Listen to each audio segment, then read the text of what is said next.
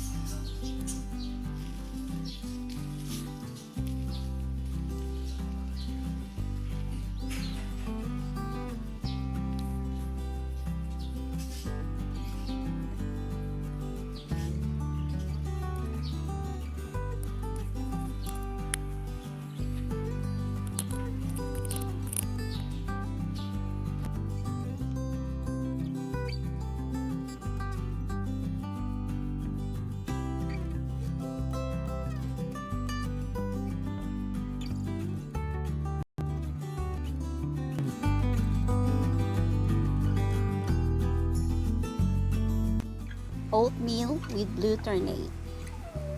Ayan, tumatahol. Sige, halo-haloin natin. Nilagyan ko to guys ng tubig na mainit and then glutamate and then oatmeal. Medyo nahalo-halo ko siya kasi ibabad ko pa to para lumabas yung kulay niya. Sobrang masustansya po to yung breakfast.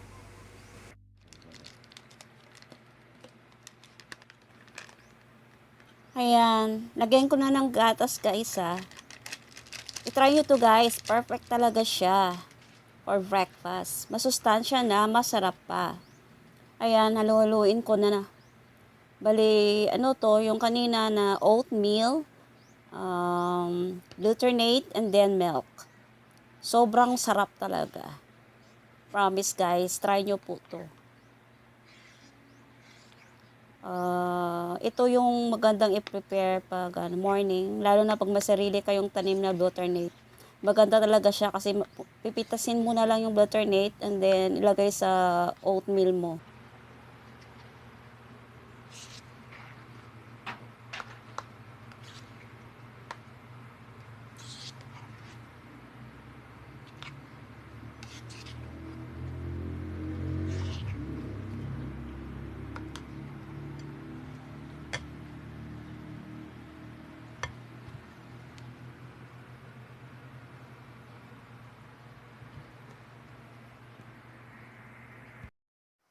Guys, kung ayaw nyo ng oatmeal, pwede rin ihalo sa gatas. Masarap din siya.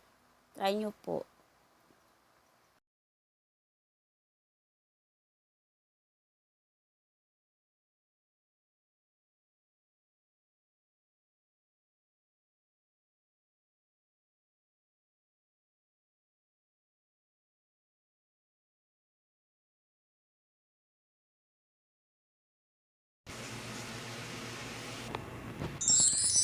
Ayan. Magic.